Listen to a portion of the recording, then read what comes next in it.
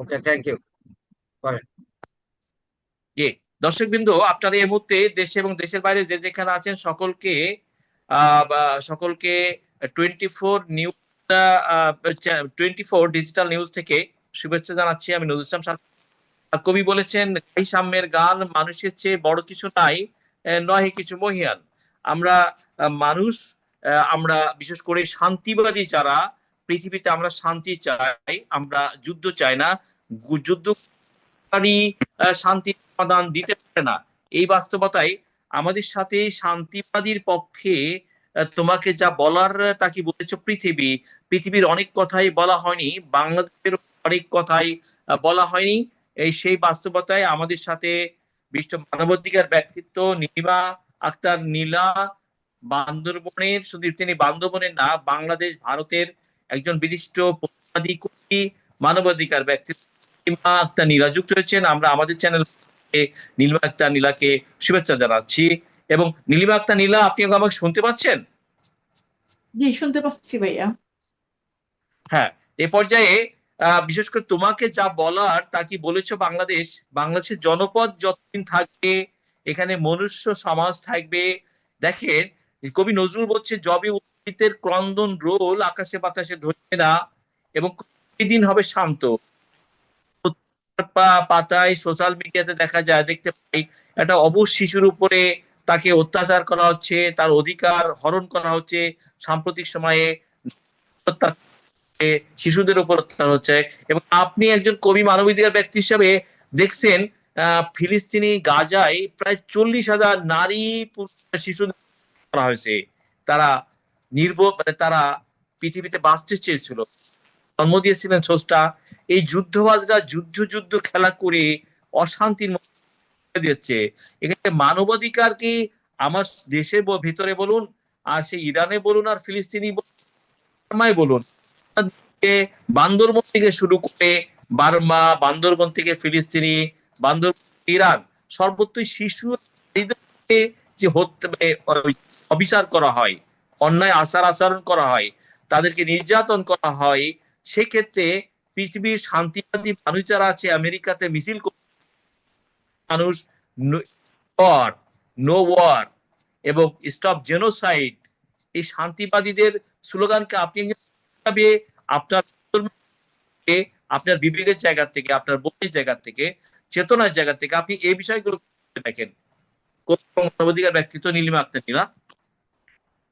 অনেক ধন্যবাদ আপনাকে। জি। আসলে প্রথমে যে কথাটা বললেন, খুবই দুঃখজনক একটি ঘটনা। আসলে এটা আমরা কেউ মানে ভাবতে পারি না আর কি, শিশুদের উপরে এরকম একটা অবিচার, এটা তো কেউ মেনে নিতে পারবে না। মানবাধিকার হোক বা মানবাধিকারের কাজ না করুক, কেউ মেনে নিতে পারবে না। এটা এটা খুবই দুঃখজনক একটা ব্যাপার। আর শিশুদেরকে তো, শিশুরা তো শিশুই, ফুলের মতো। ওদের ওদের ব্যাপারে কথা বলতে গেলে আসলে কষ্ট হয়, খুবই কষ্ট হয়। আসলে কি বলবো আর, মানবাধিকারের কাজ করে বুঝতেছি যে আসলে এগুলো আসলে কতটা জঘন্য, কতটা অমানবিক। হয়তো আমরা তো একলা বললে হবে না, সবাইকে বলতে হবে। এটা আসলে সবারই খারাপ লাগছে বিষয়টা। তো আমরা তো কাজ করতেছি, মানবাধিকার নিয়ে কাজ করছি, আমরা চাই সবাই মিলে মানবাধিকার নিয়ে কাজ করুক, মানবতায় ফিরে আসুক মানুষ। এই চিন্তা ভাবনা আমাদের সবারই আছে। কিন্তু দিন জাতিসংঘে নিরাপত্তা পরিষদের একটা মিটিং হয়েছে, সেখানে রাশিয়া চীন বলছে যে ইরানে শিশুরা 160 জন শিশুদেরকে হত্যা করা হলো। তারা তো অপরাধ করে নাই, তারা তো কোনো অন্যায় করে নাই। ফিলিস্তিনিতে নারী পুরুষ হত্যা করা হচ্ছে। আমাদের পার্শ্ববর্তী বার্মা এবং আমার বাংলাদেশেও এই 111 সরকারের সময়, যদি আপনার সেখানে 350 থেকে 400 নারী পুরুষ মব নামক একটা ভায়োলেন্ট কালচারের মধ্যে হত্যা হয়েছে। 350-400-র মধ্যে নারী আর পুরুষ, নারী এবং শিশু, নারী শিশু অন্যায় করে নাই, অপরাধ করে না, সে একটা পবিত্র, তার উপরে তার শারীরিক যখন হয় এবং নারীকে যখন নির্যাতন হয় এবং তার অত্যাচার চর্চা, এই বিষয়টি সে বান্দরবনে যেমন ঘটে, ঢাকাতেও ঘটে, খুলনাতে ঘটে, রংপুরেও ঘটে। এই ধরনের কিছু ঘটনাবলী যেমন আপনার মাগুরা একটা মেয়েকে কিভাবে একটা অবশিষ্টকে মানে ধর্ষণ করে সে আহ, তার সেখানে বিচার হয়েছে বিশেষ আদালত কাজে পুলিশকে পুলিশের এই অন্যায্য কাজে লাগাম থেকে টেনে ধরার আইন মানবাধিকার জায়গা থেকে কি কি কি কি আন্দোলন করা যেতে পারে সামাজিক জায়গা থেকে? আপনি একটা নেটের ডিস্টার্ব করছিল আপনার এখানে সম্ভবত, এই জন্য একটু প্রশ্নটা পুরোপুরি বুঝতে পারিনি, তারপর যতটুকু বুঝছি ততটুকু বলবো। এই যে হ্যাঁ, নারীদের শিশুদেরকে আর কি, শিশুদেরকে যেভাবে, এটা আসলে আইনটা আরো শক্ত করা দরকার। শিশুদের উপর এত নির্যাতন, এত এভাবে শিশুদেরকে তো আমরা এসব নিয়ে চিন্তা ভাবনা করতে পারি না আসলে। শিশুদের ব্যাপারে তো ওরা তো ফুলের মতো পবিত্র, ওদেরকে নিয়ে আমরা আজকাল শিশুদেরকে নিয়ে যে জঘন্য কাজগুলো করতেছে সবাই, মানে কি বলবো, ওরা ফুলের থেকে ফুটলো সাথে সাথে ঝরে যাচ্ছে মানুষের, কিছু নোংরা মানুষের কারণে। তো এটা নিয়ে আইন আরো শক্তিশালী হওয়া দরকার। উম, যারা আইনি লোকজন আছেন তারা ভালো বলতে পারবেন এটা নিয়ে। তো এটা আরো শক্তিশালী হলে তারপর এটা নিয়ে আমাকে সবাইকে কথা বলা দরকার। যারা মানবাধিকার আছে তারা তো কথা বলবেনই, তারা তো সবসময় বলে সবকিছু বিষয় নিয়ে ওনারা কথা বলেন। তো আমার মনে হচ্ছে আর কি এই বিষয়টা নিয়ে আসলে কথা বললেই হবে না, এটা নিয়ে আসলে মিটিং মিটিং করতে হবে। তারপর আপনার করতে হবে, সবাইকে নিয়ে বসতে হবে, আলোচনায় যেতে হবে বারবার। এগুলি তো মনে করেন বারবার এগুলো আলোচনায় না আসলে এক সময় দেখবেন আমরা যাদেরকে নিয়ে আজকে শিশুদেরকে নিয়ে কথা বলছি তারা কিন্তু এটা আসলে এক সময় দেখবেন যে এই কথাগুলো আর কেউ বলছে না, বা হঠাৎ করে যখন আরেকটা শিশুর এরকম একটা ঘটনা ঘটবে তখন আবার এটা নিয়ে কথা বলবে। আমি চাই যে আসলে আমার থেকে মানবাধিকার দিক থেকে বলবো, আমি আমি চাই যে একেবারে কথাটা উঠে ভালো করে আসুক, এটা নিয়ে আইন মানে এমন ভাবে পৌঁছে যাক যেন আর শিশুদের উপরে মানুষের মানে নোংরা চোখগুলো শিশুদের উপর না যায়, শিশুদের উপর এত অমানবিক নির্যাতন গুলো যেন না হয়। সেই হিসাবে এখনই সবাইকে বসা উচিত, আলোচনা আসা উচিত। যেমন আমি আমি বলবো সারা বাংলা, আমি আসলে দেশের বাইরের কথা না বলি, এই দেশের কথাই বলি একটু। সবাই যখন প্রত্যেকটি জেলা থেকে যারা খুব মানবাধিকার নিয়ে কাজ করে, বা যারা খুব গুণী, বা যাদেরকে নিয়ে কথা বললে আলোচনা করলে।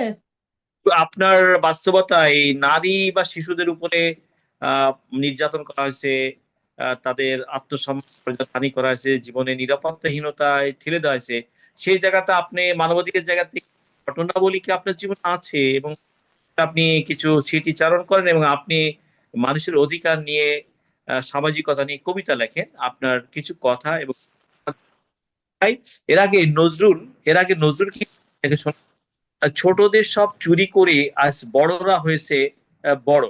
হ্যাঁ, বাবা যত বড় ডাকাত দস্যু আগাবাজ, তারা তারা তত বড় সম্মানী, গুণী জাতি জ্ঞাতি সন্দেহে সঙ্গেতে আজ তারা ততই বড়। ছোটদের সব অধিকার চুরি করে নিয়ে তার আগামী দিনের বেঁচে থাকার অধিকার, মর্যাদার সাথে বেড়ে ওঠার অধিকার, তার বেঁচে থাকার অধিকার, নাগরিক অধিকার সব কেড়ে নিয়ে এই জোচ্চোর, এই দস্যু বৃত্তির সমাজে অনেক দস্যু দাঙ্গাবাজরা বড় হয় এবং তারা সমাজের নানা পর্যায়ে তারা অবস্থান, সমাজকে তারা নেতৃত্ব দেয় এবং এদের বিরুদ্ধে নজরুল যে বিচারক, তুমি বিচারক তুমি চরমভাবেই এদের ন্যায় জায়গা থেকে এবং তোমার ধর্মদণ্ড ন্যায্যতার তোমার কাছে যে আহ আছে মানে ন্যায্যতার তোমার ব্যবহারের ক্ষেত্রে আইনি বিধি জায়গা থেকে যা আছে তুমি ধর্মে এই দাঙ্গাবাজ দস্যুবাজ এই অত্যাচারবাজদের বিরুদ্ধে তুমি জোচ্ছে তোমার কলমটাকে শানিত করো এবং এর বিরুদ্ধে বিচারটাকে তুমি তীব্রভাবেই তোমার প্রতিফলিত হে বিচারপতি। আপনি আপনার জায়গা থেকে আপনি কিছু স্মৃতি এবং একটু আপনার লেখার থেকে 1 থেকে 2 দর্শকদের জানাবো।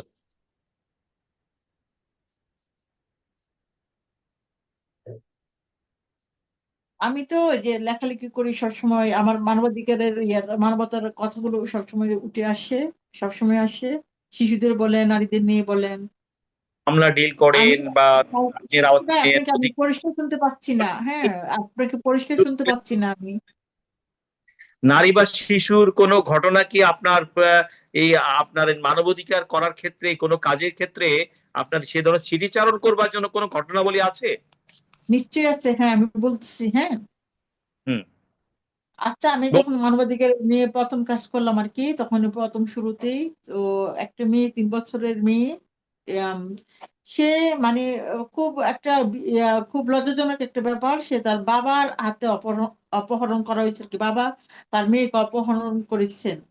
হুম। হুম। তো তার মা আসছে আমার এখানে অভিযোগ নিয়ে, তার মা, তারপর মেয়ের মা, মেয়ের মামা, তারপর ওনারা সবাই এসেছেন, এসে আমাকে ঘটনাটা বললেন আর কি, যে তার বাবা তার মেয়েকে অপহরণ করছে, মানে মার কাছ থেকে 2 লাখ টাকা মুক্তি পণ দাবি করেছেন আর কি। জি। তো আমাকে ব্যাপারটা বলার পর, বান্দরবান তো আপনারা জানেন খুব রিক্সের একটা জায়গা, খুব রিক্স পাহাড়ি এলাকা। তারপর ওখানে এরকম একটা ঘটনা যে জায়গাটা হয়েছে, সে জায়গাটা আরো খুব ভয়ানক আর কি। এখানে আপনারা তো বান্দরবানের সাথে জানেন তো বান্দরবান কেমন। তো এখানে একটা জায়গা আছে, জায়গাটার নাম হচ্ছে বালাঘাটা চরিপাড়া। পাড়াটা এলাকাটা খুবই জঘন্য এবং খারাপ আর কি, খারাপ এলাকা। ওখানে কিছু ভালো মানুষ বসবাস করেন আর কি। তো ওখানে আমাদেরকে আমি দুর্দর্শ শ্রেণীর মানুষদের অবস্থান সেখানে। হ্যাঁ, দুর্দর্শ তো দর্শক প্রকৃতির ক্রিমিনাল একদমই যারা। তাই, হ্যাঁ, একদমই হ্যাঁ। তাই। তখন আমাকে বলার পর আমি আমি কেমন জানি একটু চিন্তা ভাবনা না করে একটা সিদ্ধান্ত নিয়ে ফেললাম যে ওই বাচ্চাকে আমরা উদ্ধার করতে যাব। হ্যাঁ, 3 বছরের বাচ্চা, পুরবি না। তো আমরা হুম। উদ্ধার করতে যাব। তো আমার কথায় ওরা সবাই রাজি হয়ে গেছে যে ওনারাও যাবেন আর কি আমার সাথে। তো আমরা গাড়ি নিয়ে গেলাম। ওই গাড়ি নিয়ে যাওয়ার পর ছড়িপাড়া জায়গাটা যাওয়ার পর ওখান থেকে আমাদেরকে, ওখানে গাড়িটা রেখে আমাদেরকে আরো 5 কিলোমিটার হেঁটে যেতে হয়েছিল আর কি। মানে অনেক দূর, আর বৃষ্টি হচ্ছিল, আর রাস্তাগুলো এত ছিল, পিচ্ছিল ছিল বৃষ্টির মধ্যে। মানে আপনার চিকন এক রাস্তা ছিল, যে একজন হাঁটতে পারবে আর কি, পাশে আরেকজন হাঁটে যেতে পারবেন আর কি, এরকম। মানে একজনের পেছনে একজন আমরা। তো নিচে তো একেবারে খুবই গভীর, একেবারে পড়লে একেবারে আমাদেরকে আর খুঁজে পাওয়া যাবে না, এরকম অবস্থা ছিল আর কি। আর ওখানে নেটওয়ার্ক ছিল না, কিছু ছিল না। আর আমরা হুম। থেকে একটা মাথায় চিন্তা আসলে যুদ্ধ করতে যাব, চলে গেলাম কাউকে না জানিয়ে। হ্যাঁ, আমাদের আসলে বিষয়টা প্রশাসনকে জানাবার উচিত ছিল, বা সবাইকে জানিয়ে যাওয়া উচিত ছিল, কিন্তু আসলে একটা বলে না যে মানে খুব একটা মানে আমরা একটা কিছু করতে চাই আর কি মন থেকে, এরকম একটা চিন্তা ভাবনা থেকে আমাদেরকে মেয়েটাকে উদ্ধার করতে যাওয়া আর কি। তো গেলাম, যাওয়ার পর ওখানে তো আমাদের সাথে অনেকজন গিয়েছিল।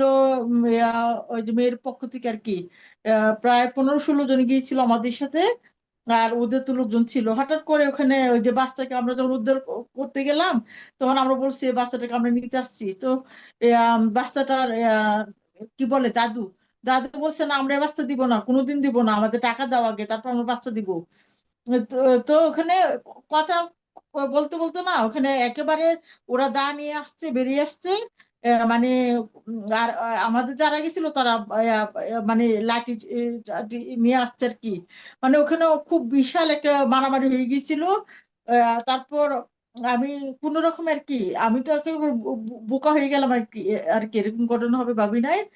তো সবাইকে থামানোর চেষ্টা করলাম আর কি। আমি আমাদের সাথে অনেকদিন যাওয়ার পরও আমি সবাইকে বললাম যে আপনাদেরকে আমি বিশ্বাস করে নিয়ে আসছি, মারামারি করতে তো আনি নাই, আমরা দেখি খুব বাচ্চাটাকে আমরা নিতে আসছি। কথা বললেন, দাদুটা কি মানে মেয়েটা ওখানে কি তার সম্পর্কে দাদুর কাছে, দাদুদের ম্যানেজমেন্টে ছিল বা তাদের কন্ট্রোলে ছিল? না, তারা মেয়েটা থেকে মানে ও মেয়ের বাড়ি থেকে আর কি বাচ্চাটাকে মানে লুকিয়ে নিয়ে আসছে, লুকিয়ে নিয়ে এসে মানে দাদুর পরিবার আর কি, ছেলের বাবার পরিবার তারা বলছে যে 2 লাখ টাকা দিলে বাচ্চাটাকে দিয়ে দিবে, আচ্ছা। এরকম আর কি। তো সেই পর্যন্ত আমি ওই যে ওই সবাইকে ইয়ে করলাম যে আপনারা ইয়ে করেন, এখানে তো ইয়ে হয়ে যাবে। আর ওনাদেরকে বলছে, আমি খুব চালাকি করে বললাম যে আমাদের সাথে পুলিশ প্রশাসনের ওনারা সবাইকে জানাইছি, আমাদের সাথে তো লোকজন আসছে, এখন আপনার আমাদের একটু দেরি হলে যেতে দেরি হলে তো এখানে পুলিশ এসে আপনাদেরকে ধরে নিয়ে যাবে।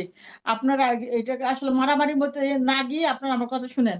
তো ওনারা, তখন আমি জানতেন না যে আমি মানবাধিকারের কাজ করি, তারপর বললাম যে আমি মানবাধিকারের কাজ করি, আমি আসছি, আমি কারোর পক্ষে না আসলে।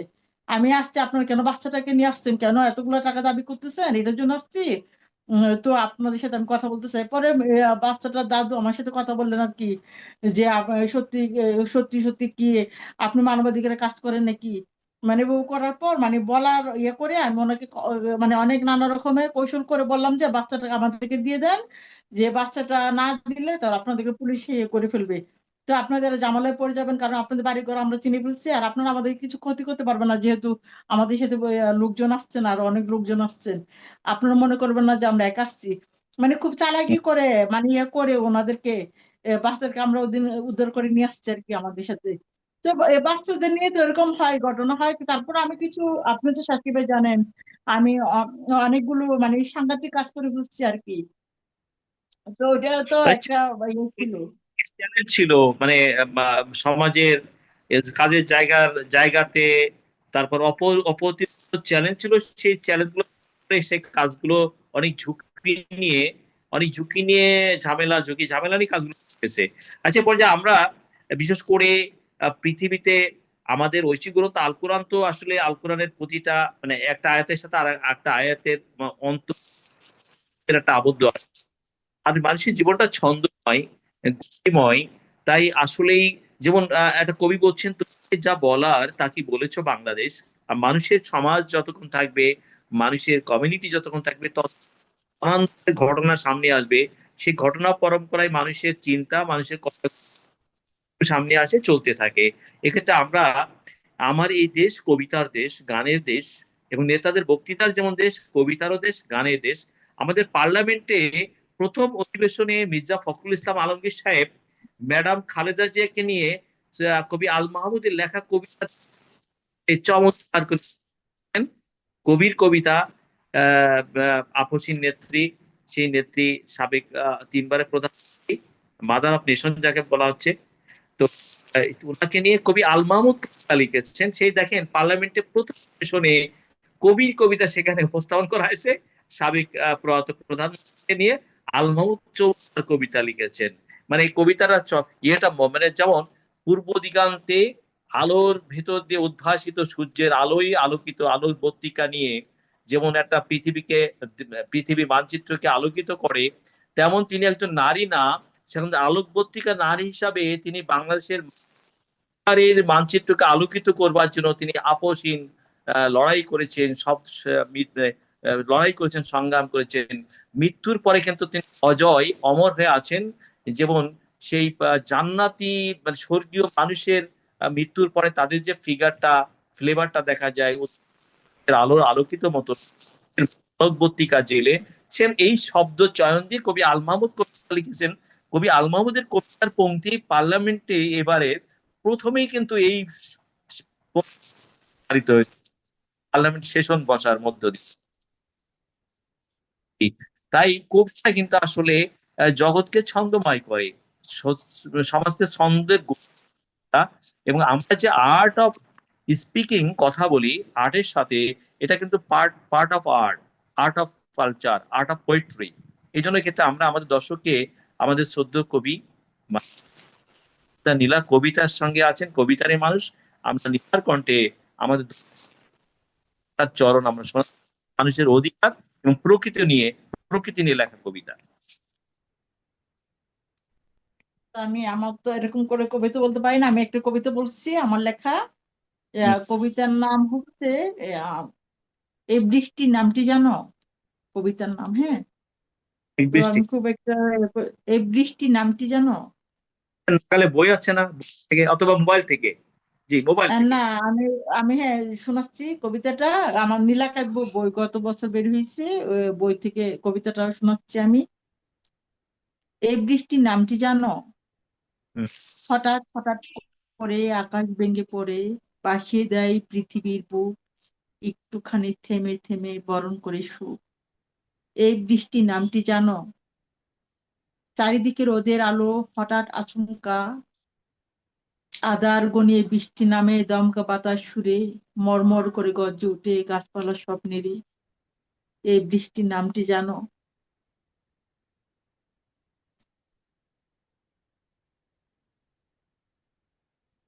কেউ বলে তুমুল বৃষ্টি, কেউ বলে জুম, কেউ আবার নাম রেখেছে নিদ্রা দেবীর ঘুম। এই বৃষ্টির নামটি জানো? একটি মেয়ের কষ্টের আকাশ যখন হয় ভারী, এই বৃষ্টির নাম রেখেছে তারই। ধন্যবাদ। আমি খুব একটু ভালো বলতে পারি না। এই এই আমাদের বিশেষ করে আমরা তো মানুষের পক্ষেরই মানুষ, প্যাসিফিস্ট বলা হয়। আমরা বিশ্বের যে শান্তিবাদীরা যারা আমরা ওয়ার চাই না, স্টপ ওয়ার। আমরা বাংলাদেশে এখন তেলের বাজার, পেট্রোল পাম্পে পাচ্ছে না তেলের, আসলে যুদ্ধ দেশের সাথে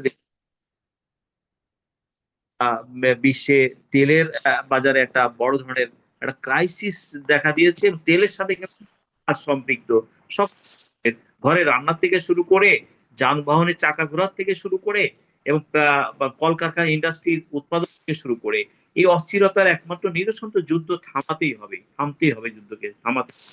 আমেরিকা শিকাগো, আমেরিকা আমেরিকার বিশেষ করে ক্যালিফোর্নিয়া, ওয়াশিংটন থেকে শুরু করে ইসরায়েলের তেল আবিবে শান্তিবাদীরা যে আওয়াজ তুলছে, আমরা বাংলাদেশ থেকে সেই আওয়াজ তুলতে পারি। আমরা একজন মানবাধিকার এই আওয়াজের সাথে কি একাত্মতা আমরা ঘোষণা, স্টপ ওয়ার, আমরা শান্তি চাই, আমরা যুদ্ধ চাই না।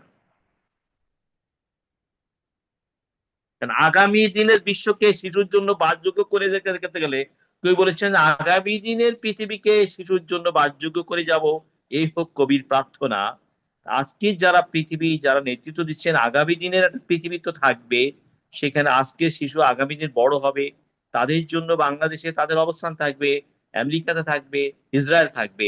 শিশুর জন্য কি আমরা বাসযোগ্য করে যাওয়ার জন্য কোনো যুদ্ধ নয়, আর কোনো যুদ্ধ নাই। আমরা যুদ্ধ থামুক, শান্তি চাই।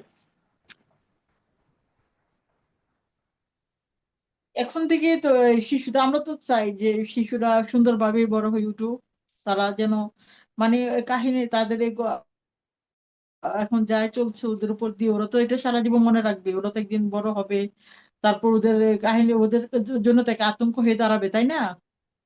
তো আমরা চাই যে শিশুগুলো এত সুন্দরভাবে বড় হয়ে উঠুক, চারিদিকে সারা বাংলাদেশে সারা বিশ্বের শিশুরা সুন্দরভাবে বেড়ে উঠুক, ওদের উপরে যেন কোনো কিছু খারাপ প্রভাবগুলো না পড়ে।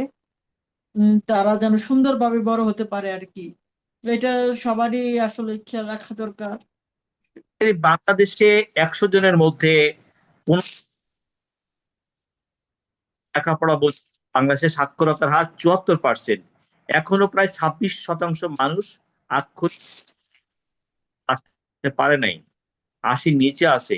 যারা সাক্ষরতার বাইরে আছে তাদের সাক্ষরতা কেনা আনা, এবং ঢাকা শহরে মানে কয়েক লক্ষ শিশু, এখানে লক্ষাধিক শিশু আছে এখন ঢাকা শহরে কয়েক লক্ষ। এই স্ট্রিট চিলড্রেনদের জন্য তাদের এডুকেশন ম্যানেজমেন্ট করা, তাদের সেন্টারিং এর এখন সবাই দাবি, কারণ এতে বঞ্চিত রেখে আগামী সমাজ তো সঠিক সমাজ একটা পারে সব জায়গায় শিশু লেখাপড়ার থেকে বঞ্চিত থাকা, তাদের নাগরিক অধিকার থেকে আগামী দিনের সমাজ কি শৃঙ্খল পারে? আচ্ছা ভাই, আপনার এখানে আপনার এখানে নেটের সমস্যা নাকি? আমার এখানে বুঝতেছি না, আপনার গুলো ভেঙে ভেঙে আসতেছে কথাগুলো, মানে আমরা প্রথম আমরা দিকে। আমরা আর একটা কবিতা শোনাতে চাচ্ছি।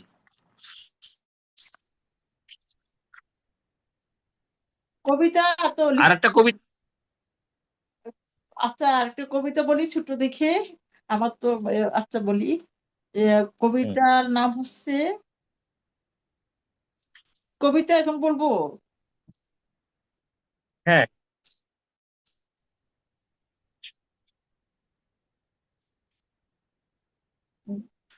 আমি লিখেছিলাম সূর্যগ্রহণ দেখে, আজকে নাকি সূর্যগ্রহণ দেখতে নাকি মানা, যে দেখবে তার নাকি ভাই চক্ষু হবে কানা, রেডিও খুব খুব পেয়েছি ভয়, সূর্যগ্রহণ দেখলে যদি চক্ষু কানা হয়।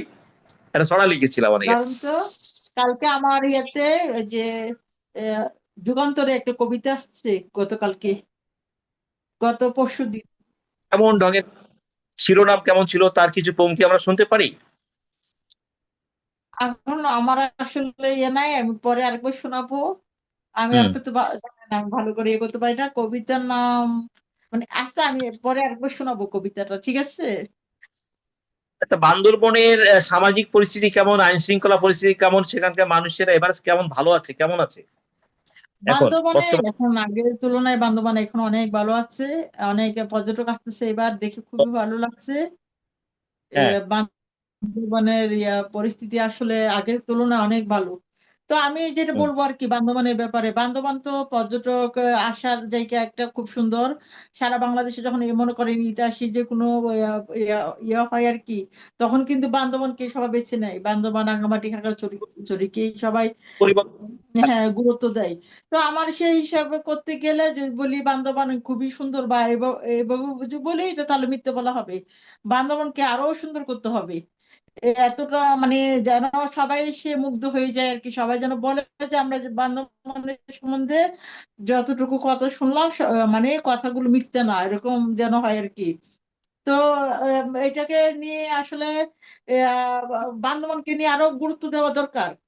অনেক অনেক গুরুত্ব দেওয়া দরকার আর কি। আমি কিছুদিন আগে এতে গিয়েছিলাম রুমাতে, তো আমার আসলে খুব একটা ভালো লাগে নাই, চারিদিকে দেখে খুব ভালো লাগে নাই। উম, তো হুম। আমার আমার প্রিয় কবি নজরুল ইসলাম বলেছেন, এ বিশ্বের যা কিছু সৃষ্টি এবং চিরকল্যাণকর অর্ধেক তার করিয়াছে নারী, অর্ধেক নর। আজকে পার্লামেন্টের সেশন চলছে, যখন সেই পার্লামেন্টে নারীদের সংখ্যা কম, 300 জনের মধ্যে নারী আছেন মেবি সব মিলা কত, আহ, 9 থেকে 10 জন, 8 থেকে 9 জন নির্বাচিত হয়েছেন, 8 থেকে 9 জন। তো আমরা যখন ওই সেশনে ব্যারিস্টার রুমিন ফারহানা, শ্যামা ওবায়েদ, তাদেরকে আমরা দাঁড়িয়ে এই সাহসী কণ্ঠে মানুষের অধিকার নিয়ে, আইন নিয়ে, কানুন নিয়ে যখন কথা বলতে দেখি, তখন কিন্তু আমরা আমরা মানে তো এক্ষেত্রে কবি নজরুল বলেছেন, গাহি সাম্যের গান, আমার চক্ষে পুরুষ রমণী কোনো ভেদাভেদ নেই, যা কিছু গান কর, অর্ধেক তার করিয়াছেন নারী, অর্ধেক তার নর। এক্ষেত্রে আমাদের দেখুন, এর আগে বেগম খালেদা জিয়া প্রাইম মিনিস্টার ছিলেন, শেখ হাসিনা প্রাইম মিনিস্টার ছিলেন, রওশন এরশাদ নেত্রীও ছিলেন রাজনৈতিক প্ল্যাটফর্মের জায়গা থেকে। বাংলাদেশ যতটুকু এগিয়েছে, এই বাংলাদেশের অর্থনীতির দিক থেকে, রাজনীতির দিক থেকে, সামাজিক জায়গার দিক থেকে, আপনার দৃষ্টিতে পুরুষদের পাশাপাশি এই যে নারীদের অবস্থান এবং নারীদের কাজ করার ক্ষেত্রে কি অনেক চ্যালেঞ্জ ফেস করে, ঘরে এবং বাইরে অনেক চ্যালেঞ্জ ফেস করে করতে হয় না? ঘরকে ম্যানেজ করে, সমাজকে ম্যানেজ করে অনেক চ্যালেঞ্জ ফেস করে কাজ করতে হয় এবং চলতে হয়। আসলে নারীদেরকে যেভাবে বলা হচ্ছে আর কি, সেভাবে তো নারীদেরকে আসলে চ্যালেঞ্জ, নারীরা যখন ঘর থেকে বের হয় তাদেরকে তো অনেক বাধার সম্মুখীন হতে হয়, এটা তো সবাই জানে। তো তারপর নারীরা অনেক দূরে। আর আপনি যেটা বললেন যে যে এই যে এত নারীর সংখ্যা কম এখন, এই যে সমস্ত পুরুষদেরই বলে অর্ধেক নারী অর্ধেক পুরুষ, কিন্তু এখানে তো এটা দেখা যাচ্ছে না। এ তো এর মধ্যে বিএনপি 10 জন 6 জন পাশ করেছে, 6 জন পার্লামেন্টে এমপি হয়ে গেছেন। 6 জন আর 7 জন পাশ করে গেছেন, 6 থেকে 7 জন। 3 জনের মধ্যে 7 জন সহায় নাই, বিএনপি 10 জনকে দিয়েছিল।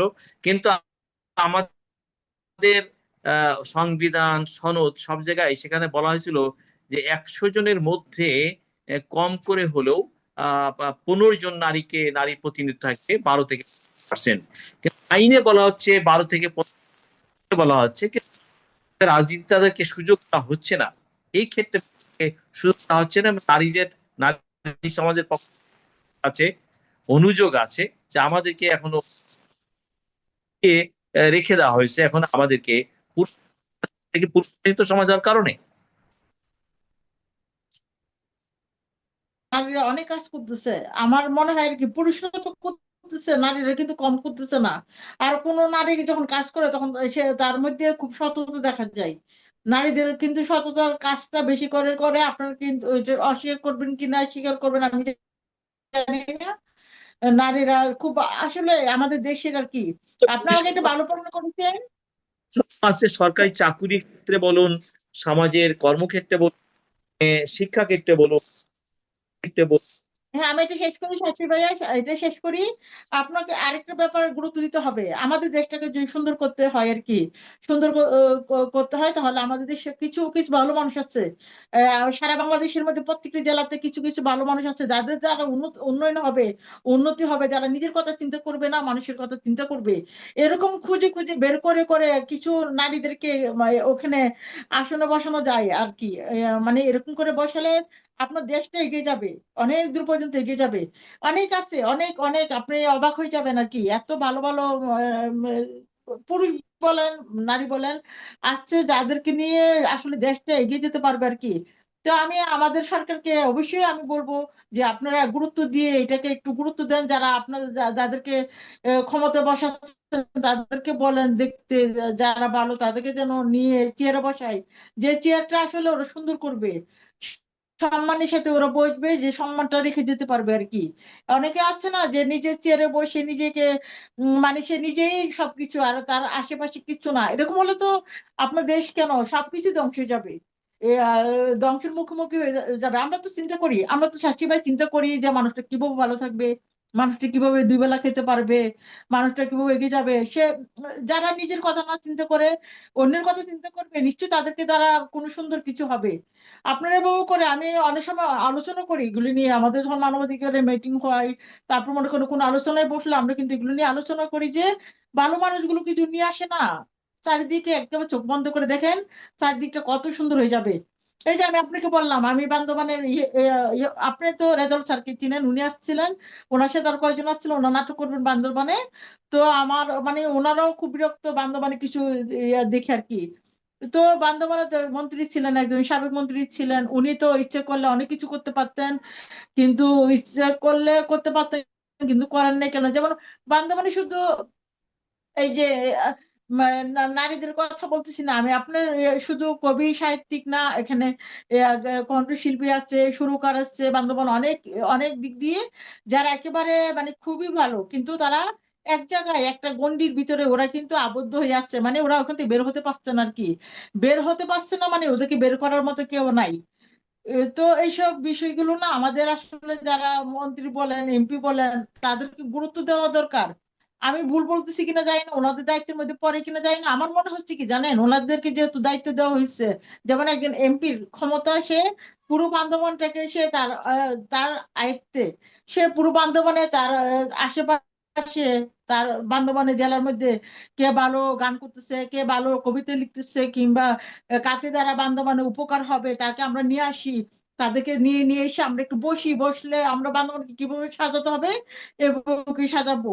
আপনাকে আরেকটা কথা বলি শাশি ভাইয়া, সেটা হচ্ছে এ, এক কথা হচ্ছে যে আপনার ওই যে মনে করে বান্ধবানে বান্ধবানে কিছু বিষয়টা আর কি আমার অনেক খারাপ লাগে, যে বিষয়গুলো যে একটা মানুষই সবকিছু দখল করে রাখে, দখল করে তার দ্বারা তো কোনো কিছু হবে না। যেমন বান্দরবানের বেতার, হ্যাঁ, এটা বলি আরেকটা, তারপর শিল্পকলা একাডেমির একটা কথা বলবো।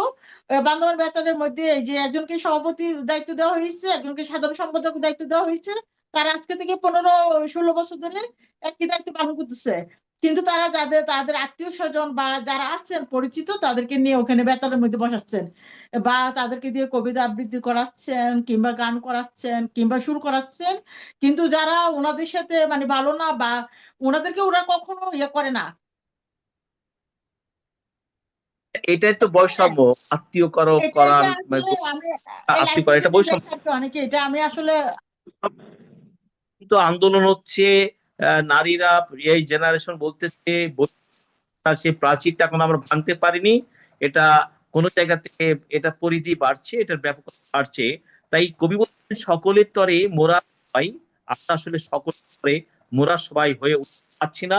পুরুষদের দৃষ্টিভঙ্গি, যে যে চেয়ারে অবস্থান করছে আত্মীয়করণ করতেছে, আত্মীয়করণ করেন, হ্যাঁ, তারপর আত্মীয়করণ। হচ্ছে ভাই হ্যাঁ, বিষয়টা নিয়ে বলুন। আমি অনেক কথা বলছি, বিষয়টা নিয়ে আমি অনেক কথা বলছি, কথা বললে কি হবে, সবাই বলে যে আপনি বললেন কেন? তো আমি বলবো না, আমাদের বান্ধবান এরকম একটা ঘটনা আমাকে তো বলতে হবে, কারণ আমি তো আমার একটা মানবাধিকার আছে, আমি তো মানবাধিকারের পক্ষ থেকে কথা বলতে পারি, তাই না? তো এই বিষয়গুলো অনেক, এর জন্য যারা মনে করেন ভালো গান করতেছে বা যারা ভালো শুরু করতেছে বা তারা কিন্তু এক জায়গায় কি এসে থেমে যাচ্ছে।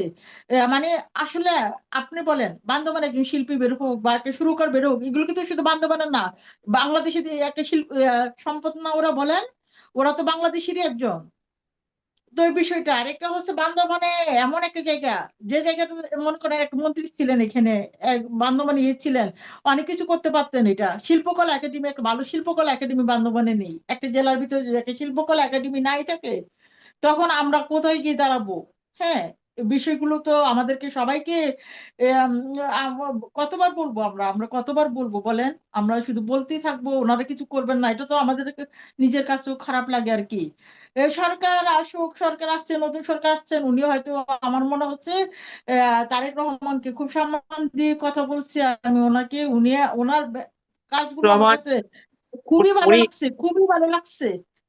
আপনি দেখুন বাংলাদেশে কোনো প্রাইম মিনিস্টার 9টার সময় অফিসে অ্যাটেন্ড করেন না, সকাল জাস্ট না না, 9টায় ওনার অফিসে। কাজগুলো আমার কাছে কতটা ভালো লাগছে যে আমি বোঝাতে পারবো না। আমি তো সবসময় আপনাকে বলে আসছি, আমি রাজনীতিতে বিশ্বাসী না, আমি বিশ্বাসী হচ্ছি একজন মানুষকে, মানুষের পাশে দাঁড়ানোটা আমার কাছে খুবই তিনি গুরুত্বপূর্ণ।